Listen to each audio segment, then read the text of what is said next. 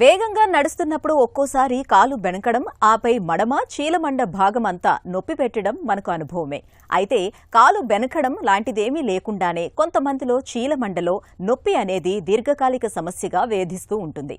ముఖ్యంగా ఉదయం లేవగానే మడమ భాగంలో నొప్పి మూలంగా పాదాన్ని కింద మోపలేకపోతూ ఉంటారు. వేధించే ఇలాంటి చీలమండ నొప్పికి మన సంప్రదాయ వైద్యం ఆయుర్వేదం తనవైన కొన్ని ప్రత్యేక చికిత్సల్ని చెబుతుంది. చీలమండ నొప్పిని మాయం చేసే ఆయుర్వేద మార్గాల గురించి ఇప్పుడు తెలుసుకుందాం.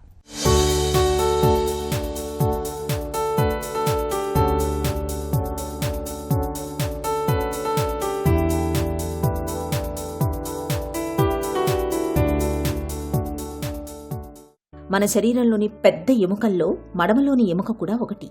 మొత్తం 33 ఎముకలతో కూడిన అతిపెద్ద కీలుగా దీన్ని చెప్పుకోవచ్చు. కనీసం 100 కండరాలు ఈ ఎముకల్ని సంధానం చేసి పాదాలు కదిలేలా చేస్తున్నాయి.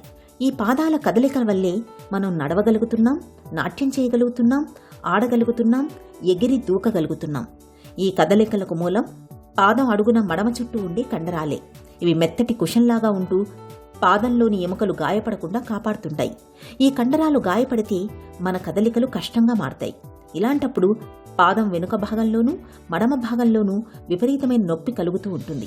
ఒక్కోసారి మడమ భాగంలో మడమ ఎముక అడుగున ఒక చిన్న ఎముక లాంటిది పెరిగి అది మడమ ఎముకకు దాని అడుగున ఉండే కండరానికి మధ్య అవరోధంగా మారుతుంది. దాంతో అటు మడమ ఎముక ఇటు మడమ కండరం రెండూ గాయపడతాయి.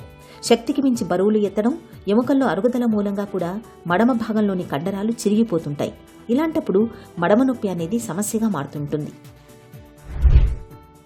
మడిమెషులను కనుక విశ్లేషించినట్టయితే ఆయుర్వేద పరంగా గుల్ఫ సంధిశూల లేదా గుల్ఫ సంధిశోధ అనేటువంటి పరిభాష లోపల వీటి గురించి విపులీకరించడం జరిగింది. ఆధునికంగా చూసినట్టయితే యాంకిల్ పెయిన్ కానీ లేదా యాంకిల్లో ఉండేటువంటి వివిధ రకాలైనటువంటి పెథలాజికల్ కండిషన్స్కు అన్నింటినీ కలిపి టాలాల్జియా అంటారు. టాలాల్జియా అనేది యాంకిల్ జాయింట్లో ఉండేటువంటి 7 రకములైనటువంటి 3 గ్రూప్స్గా ఉండేటువంటి టెండాన్స్కు సంబంధించినటువంటి పెయిను కావచ్చు, లేదా యాంకిల్ జాయింట్ చుట్టుపక్కల ఉండేటువంటి ఆ జాయింట్ లోపల మార్పుల చేత టాలాల్జియా అని పిలువబడుతుంది. దీనిలో ప్రధానంగా calcaneal spur, planter fasciitis, యాచిలిస్ tendinitis లేదా సివియర్స్ డిసీజ్ లేదా ఏదైనా ట్రామాటిక్ వ్యాధుల వల్ల కానీ దెబ్బలు తగలడం చేత కానీ యాంకిల్ జాయింట్ లోపల నొప్పులు రావడానికి ఆస్కారం ఉంది. దీనిలో మోర్ దెన్ 50% దాదాపుగా క్యాల్కేనియల్ స్పర్ అంటే యాంకిల్ జాయింట్ కింద ఉండే పెద్ద ఎముక మీద కాల్షియం డిపాజిట్స్ పేరుకుపోయి అనాటామికల్ చేంజెస్ కలిగించి అది యాంకిల్ పెయిన్కు 50% పైగా రావడానికి ప్రధాన భూమిక అయింది. రెండవది దాదాపు 20 to 25% ప్లాంటార్ ఫేషియైటిస్ అని కాలు మడిమ భాగంలో ఉండేటువంటి ఫేషియా భాగం లోపల వచ్చేటువంటి ఇన్ఫ్లమేషన్ కానీ వాపు చేత ఇది రావడానికి ఆస్కారం ఉంది. మూడవ కారణము యాక్చువల్గా యాచిలిస్ టెండినైటిస్ అని ఒక ప్రత్యేకమైనటువంటి మడిమ వెనుక భాగంలో ఉండేటువంటి ఒక టెండాన్ లోపల వచ్చే ఇన్ఫ్లమేషన్ చేత ఈ నొప్పి రావడానికి ఆస్కారం ఉంది. పిల్లలలో ముఖ్యంగా సివియర్స్ డిసీజ్ అని గ్రోత్ ప్లేట్స్ యాంకిల్ జాయింట్లో ఉండే గ్రోత్ ప్లేట్స్ లోపల చేంజెస్ వల్ల సివియర్స్ డిసీజ్ అనేటువంటిది వస్తుంది. ఆయుర్వేదంగా చూసినట్టయితే గుల్ఫ సంధి శూల లేదా గుల్ఫ సంధి శోధ కింద చెప్పొచ్చు. మడమనొప్పి బాధలు నడివయసు దాటిన వారిలో ముఖ్యంగా మహిళల్లో ఎక్కువగా కనిపిస్తుంటాయి. మడమనొప్పితో బాధపడుతున్నప్పుడు ఉదయం నిద్రలేచి నేలపై కాలు మోపగానే భరించలేనంతగా నొప్పి పుడుతుంటుంది. అడుగు నేల మీద పెట్టగానే తేలు కుట్టినట్టుగా నొప్పి మొదలవుతుంటుంది. ఒక్కోసారి అరికాళ్లలో నొప్పితో పాటు మంట, తిమ్మిర్లు, స్పర్శ తెలియకపోవడం వంటి బాధలు కూడా వేధిస్తుంటాయి. ఇలాంటప్పుడు బరువు తగ్గడం ఒక మంచి పరిష్కారం. మడమ కండరం పైన ఒత్తిడి పడకుండా చూసుకోవాలి. ముఖ్యంగా గరుకు నేల మీద నడవకూడదు. అలాగే ఎక్కువ దూరం నడవడం మంచిది కాదు. పాదాలకు రక్షణగా మెత్తటి కుషన్ చెప్పుల్ని వాడాలి. మడమ భాగంలో తరచుగా ఐసు ముక్కలతో కానీ గోరువెచ్చటి ఉప్పుతో కానీ కాపడం పెడుతుంటే మడమ నొప్పి నుంచి మంచి ఉపశమనం లభిస్తుంది. టెన్నిస్ బంతిని పాదం కింద తొక్కిపట్టి ఉంచడం, పాదానికి పొడవాటి వస్త్రాన్ని చుట్టి కవ్వంలాగా తిప్పడం చేస్తుంటే మడమ నొప్పి బాధల నుంచి మంచి ఉపశమనం లభిస్తుంది.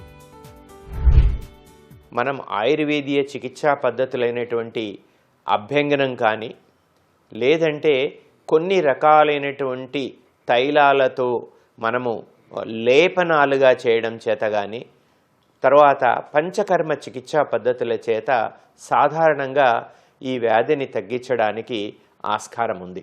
దాదాపుగా మనం ఆధునిక పద్ధతిలో చూసుకున్నట్టయితే నాన్ స్టీరాయిడల్ ఇన్ఫ్లమేటరీ డ్రగ్స్ ఇవ్వడం కానీ, వేరే పెయిన్ కిల్లర్స్ ఇవ్వడం కానీ, ఇంట్రాఆర్టికులర్ ఇంజెక్షన్స్ ఇవ్వడం కానీ, స్టీరాయిడల్ ఇంజెక్షన్స్ ఇవ్వడం చేత 90% ఆఫ్ ద వ్యాధులలో చికిత్స రిలీఫ్ వస్తుంది. ఇంకా 10% డిసీజులలో మాత్రమే సర్జికల్గా ఎక్సిషన్ చేయడం, ఫేషియాను ప్లాంటార్ ఫేషియాను స్ప్లిట్ చేసి ఆ పెయిన్కు రావడానికి కారణాలని మనం నిర్మూలించవచ్చు.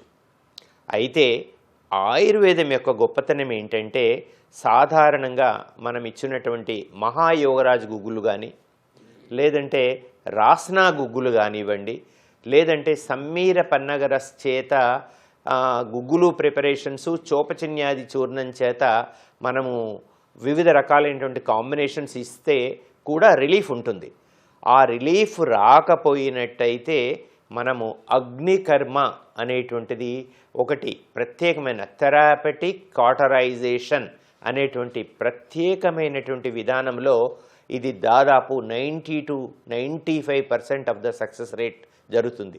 దీని లోపల మేము సాధారణంగా ఏం చేస్తామంటే కాపర్ శలాకాలని హీట్ చేసి మడిమె భాగంలో సివియర్గా పెయిన్ ఉండే లీజన్ లోపల వాటిని బిందుపద పరిమాణం లోపల మనము హీట్ యొక్క ట్రాన్స్ఫర్ను చేయడం చేత 1-2 అప్లికేషన్స్ చేత మనం దాదాపుగా సివియారిటీని తగ్గించడం. అట్లాగే సాధారణంగా వాడుకలో మనము ఈ జిల్లేడు ఆకుల్ని ఇటుకరాయిని వేడి చేసి జిల్లేడు ఆకుల్ని పెట్టి దాని మీద కాలును మహావిషగర్భ తైలం చేత అభ్యంగనం చేసినటువంటి పాదాలని ఆ ఇటుక మీద పెట్టడం చేత మడిమలో ఉండేటువంటి pain, swelling, surgery, steroidal injections యొక్క అవసరం లేకుండా 90% పైన రిలీఫ్ చేయడం జరిగిందండి. మడమ నొప్పి బాధలు చాలా వరకు ఎక్కువగా ఉదయం పూటే వేధిస్తుంటాయి, తర్వాత తగ్గిపోతుంటాయి. దీంతో మళ్ళీ చాలామంది మడమ నొప్పి బాధల్ని పెద్దగా పట్టించుకోరు. నిజానికి మడమలో బాధలు మొదలైనప్పటి నుంచే జాగ్రత్తలు తీసుకుంటే అది దీర్ఘకాలిక సమస్యగా మారకుండా చూసుకోవచ్చు.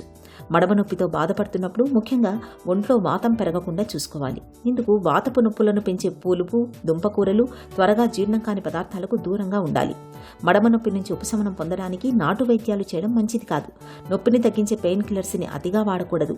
మడమ నొప్పి బాధలు తీవ్రంగా ఉన్నప్పుడు పాదాలను వేడి నీళ్లలో ముంచి అరికాళ్లను నెమ్మదిగా కదుపుతూ ఉండాలి. ఇలా చేయటం వల్ల నొప్పి నుంచి తక్షణ ఉపశమనం లభిస్తుంది. ఆయుర్వేద పరంగా గగనాధివటి అనే ఔషధం మడమ నొప్పి బాధలకు బాగా పనిచేస్తుంది. మడమ నొప్పి బాధలు ఎంతకీ తగ్గకుండా వేధిస్తున్నప్పుడు, దీర్ఘకాలిక సమస్యగా మారినప్పుడు మాత్రం తప్పకుండా సర్జరీకి వెళ్ళాలి.